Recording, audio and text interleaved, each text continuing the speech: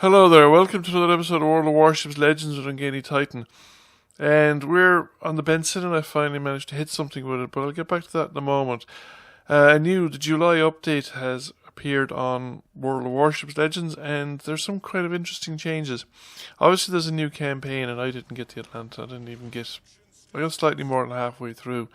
So I think it's pretty obvious that I'm not going to be able to complete such a mission. I just won't be able to devote the time to it because I'm already devoting a lot of time to World of Tanks and I want to get other things done as well in the meanwhile. So World of Warships Legends is going to take a slightly back seat. But there are some interesting points to the update. I think the major ones obviously is the first German ships are starting to appear. I think the cruiser line is going to be available and some of the destroyers will become available as a result of completing the mission.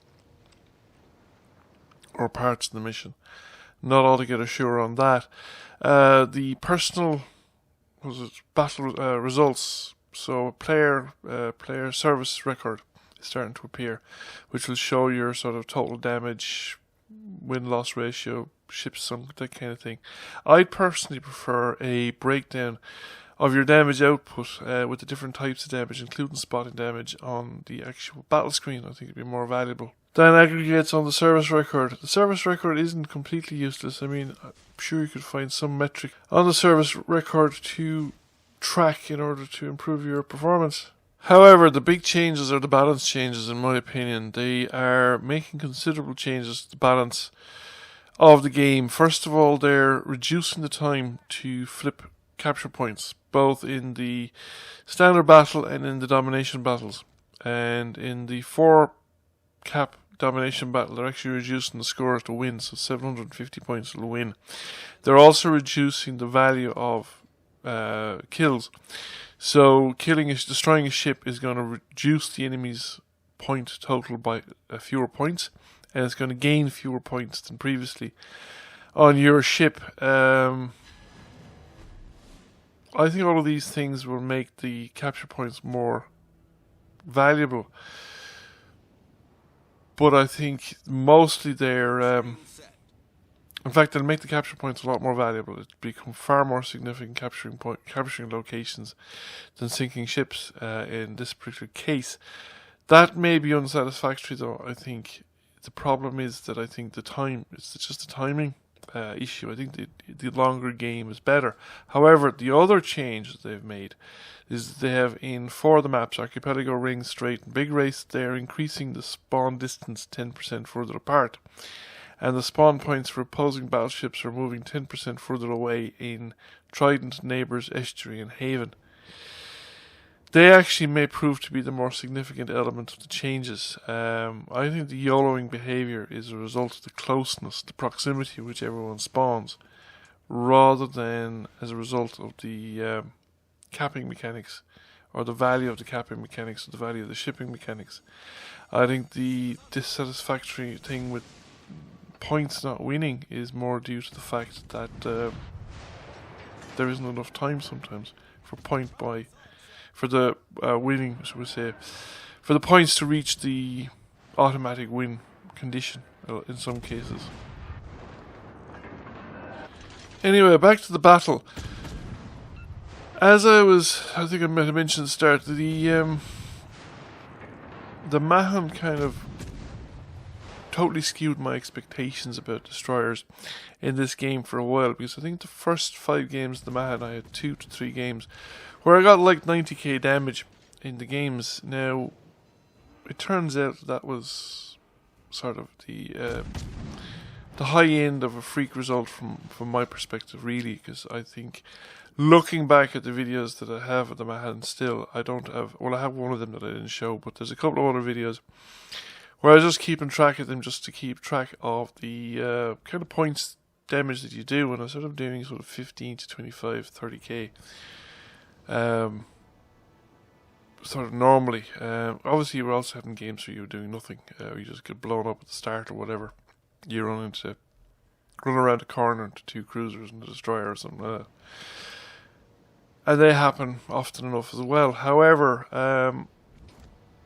the Benson then, I actually found the Benson to be harder. I think you're into the areas, you still really can't stealth torp, at least I can't anyway.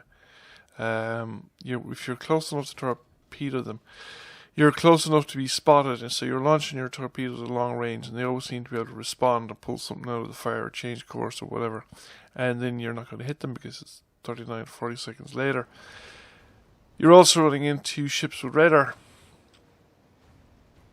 and they really make your life miserable, especially since the Atlantas, lots of people seem to have Atlantas, and there are a lot of Atlantas out there, and divisions of Atlantas joined up together. So that makes life fairly hard, and I just found it. I haven't really had a massively high game. I think this is the best game I've had so far in the Benson. So I was looking at that George V and thinking he was kind of isolated. There's 3 ships here fairly close together. If I go after one of them, they'll kind of all see me. And then I thought, hang on, they're going to go through those islands. And if they go through those islands, there will be opportunities for me to slip up here into the channel, launch some torpedoes. I won't be able to get the front one, the Nagato, I think. But I could slip up, and send some torpedoes in the direction of the Warspite with a reasonably good chance of hitting, because the maneuverability won't be as good. Now, there's no way I'm going to catch the Nagato because I'm chasing ships moving away from it. But I think, like I said, with the Warspite, and there he is, starting to be detected,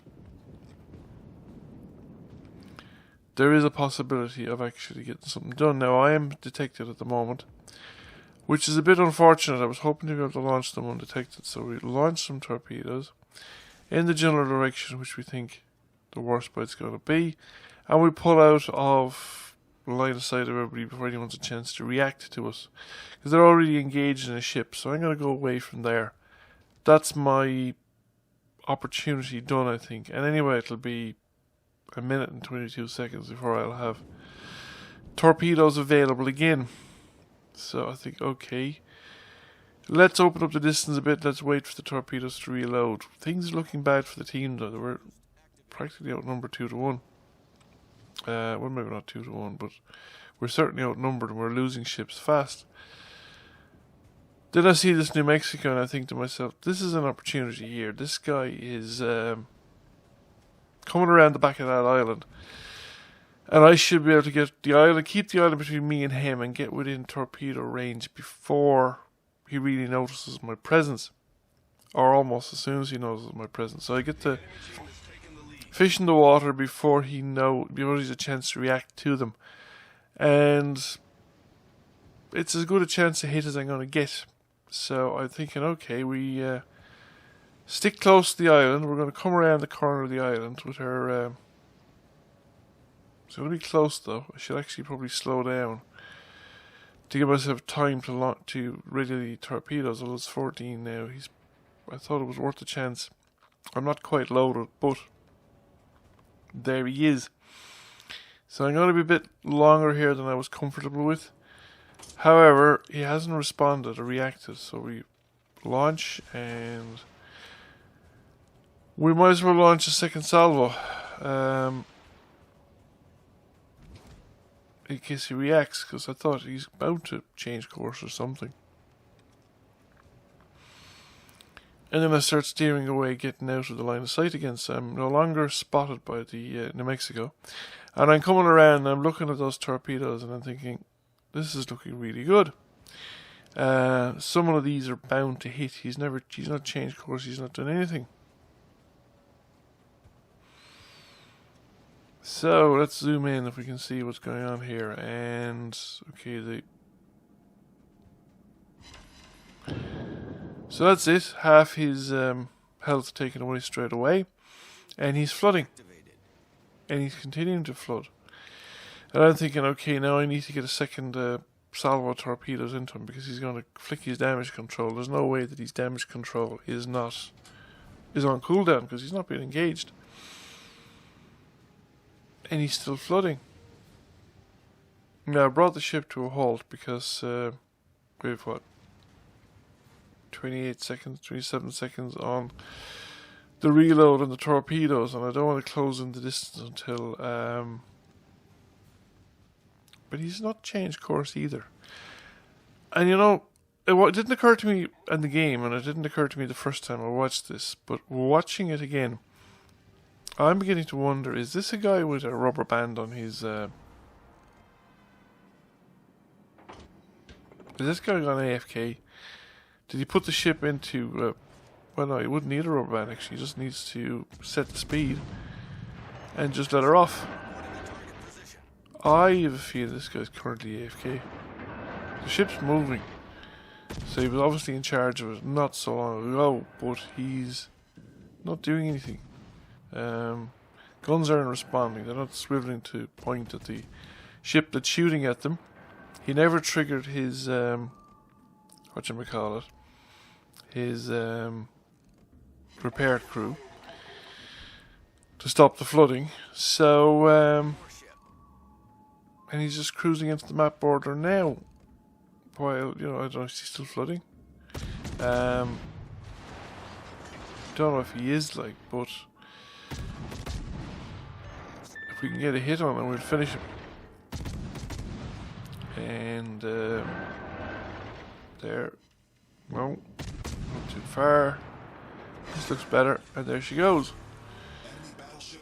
So I don't know, but it's brought us even. In the meanwhile, the Warspite's back in range, and I have some more torpedoes in the water. Now I have been spotted, which is a pity again, because it's probably going to change course and direction. And I can't really hang around here because it's not just the Warspite, there's another ship with him, so... Again, I'd be isolated on my own. I'm a single target for these ships, so I'm coming around the island. Now, I make a decision here which I think was wrong, in hindsight. I go for the cap. I don't realise that I have so little time left that the cap isn't actually going to make a difference at this point in time. But I go to reset the cap, and I'm not sure. I think it might have been a mistake, because we're going to run out of time at the end of this game, and the extra few seconds. Though I'm not sure what else. I mean, I'd still have 41 seconds on my... I managed to hit 3 hits. So that was worth it, and I still had to get around to... I still don't have a reload. I've still got 30 seconds left before I get a reload. Under the new rules now, I think the cap would probably have been worth it, because I would have flipped that cap in 40 seconds.